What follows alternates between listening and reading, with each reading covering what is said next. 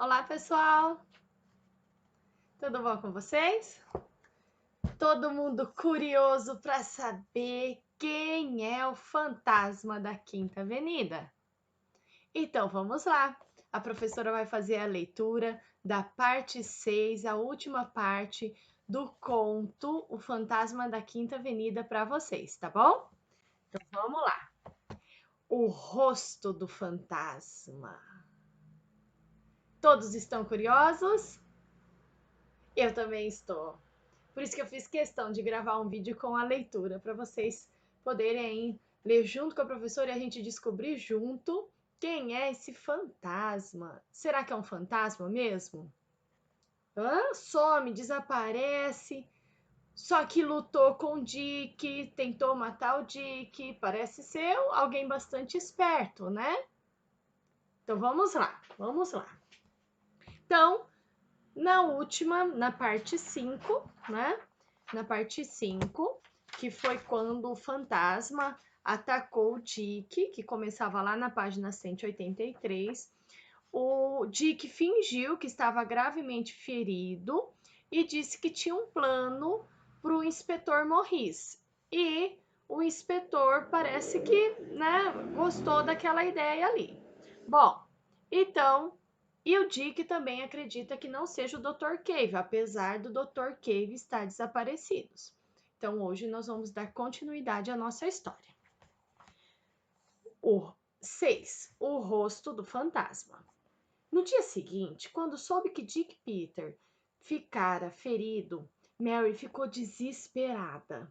O seu pai consolava como podia, dizendo que não havia de ser grande coisa, que o moço ainda se salvaria e o criminoso seria apanhado.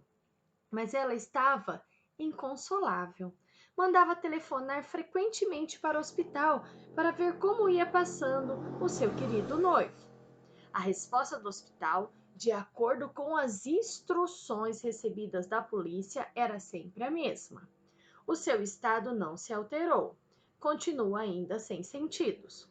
Queria ir visitá-lo à força, mas não lhe permitiram. Ele não podia ser visitado por ser o seu estado muito melindroso. E o dia passou-se sem maiores novidades. O Dr. Cave não foi encontrado em parte alguma, e também não houve nenhuma nova tentativa por parte do fantasma. Depois do almoço, o Sr. Oliver Patrick foi para o escritório, como de costume, e Mary ficou em seu quarto, entregue a um enorme desespero. As investigações, que prosseguiam sem cessar em diversos sentidos, não traziam esclarecimento algum. Aliás, a polícia, completamente convencida da culpabilidade do Dr. Sam Cave, procurava por todos os cantos. Pelas 8 horas da noite, o inspetor Morris foi à casa de Oliver Patrick saber pessoalmente se não houvera mais alguma novidade.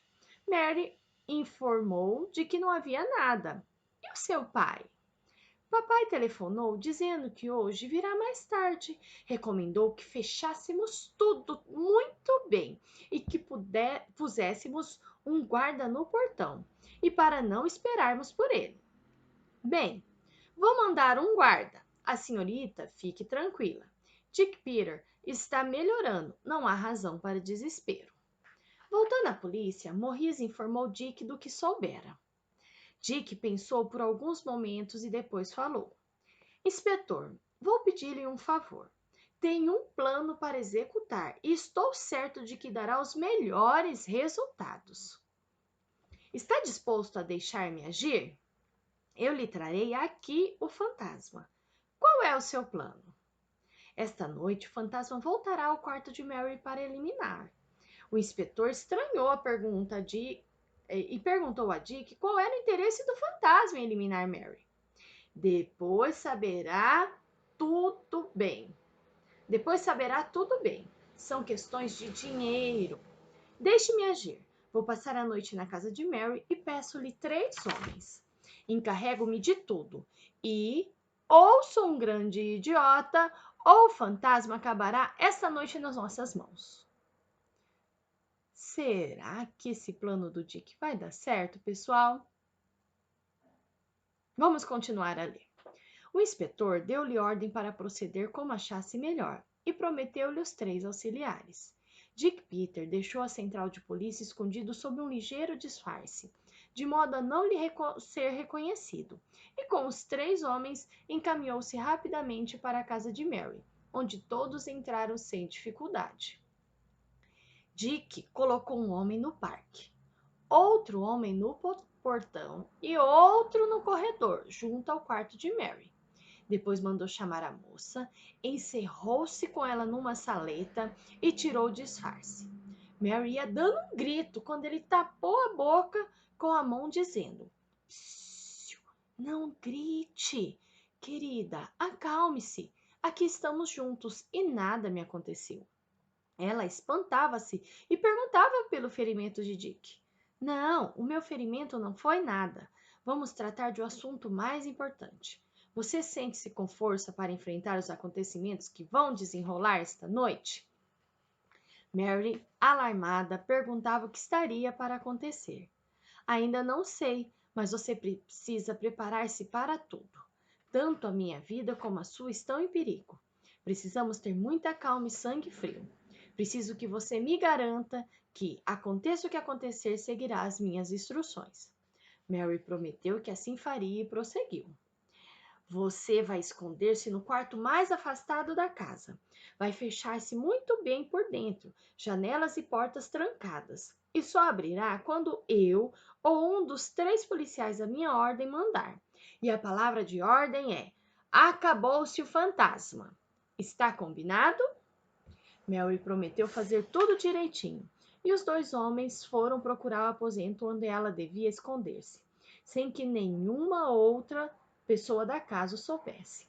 Depois de Mary estar em segurança, Dick instruiu seus homens sobre a combinação perfeita. Tudo assim combinado, os policiais retomaram seus postos, e Dick foi para o quarto de Mary.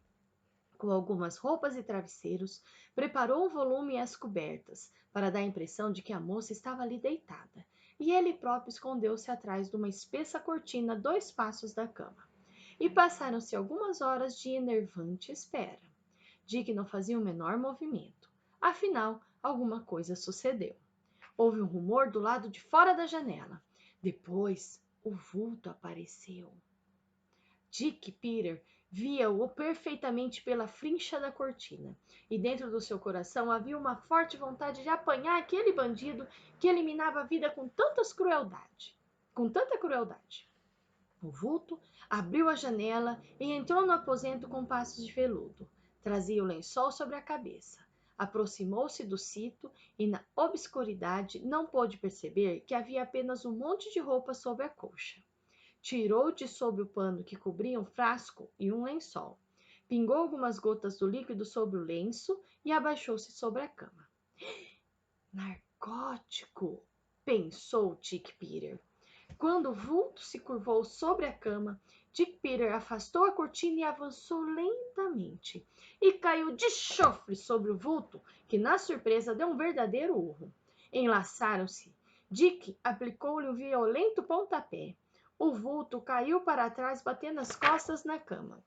Nesse momento, Dick agarrou a ponta do lençol que o cobria e deu-lhe um puxão violento. Apareceu um rosto. Era um rosto hediondo, convulsionado pela raiva, com os olhos brilhando de furor sanguinário, uma verdadeira máscara de ódio. Dick reconheceu imediatamente. Era. Quem que era, pessoal?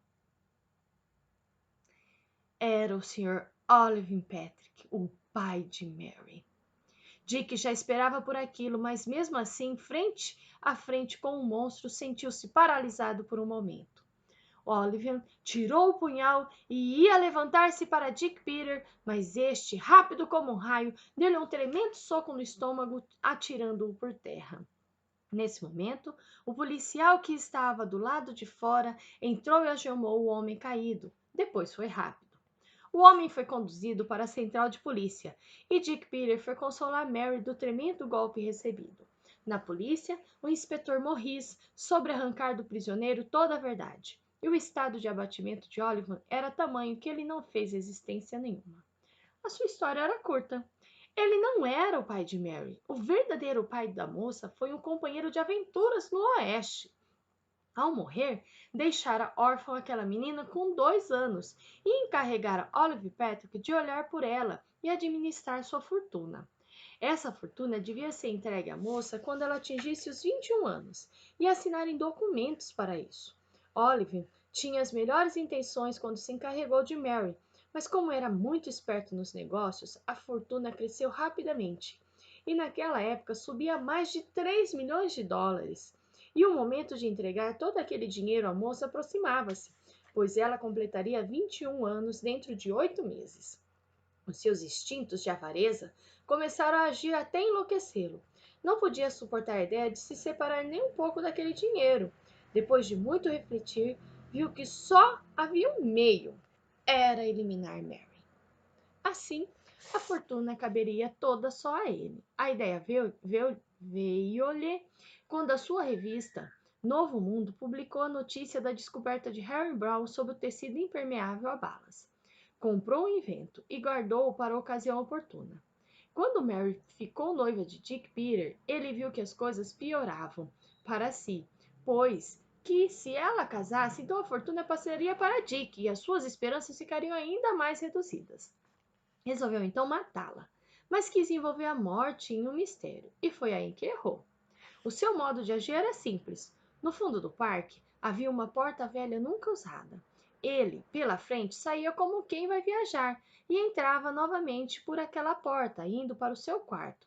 Preparara ali uma espécie de ponte curva em forma de meia-lua, que saindo da sua janela ia à janela do quarto de Mary. Assim, podia passar de um quarto para o outro sem deixar vestígio. Como um fantasma, né? Por isso que todo mundo achava que ele era um fantasma, né, pessoal? Naquela noite em que aparecera a moça pela primeira vez, não esperava ser visto por ela. Diante do grito, viu seu plano prejudicado e precisou agir com rapidez. Matou Bob pensando que fosse Dick Peter, porque viu no noivo de Mary um adversário perigoso. Percebendo que as suspeitas estavam caindo sobre o Dr. Sammy Cave, matou e atirou num poço abandonado, situado no fundo do parque, coberto com uma laje de cimento. Desaparecido, o Dr. Cave, todas as suspeitas ficariam sobre ele.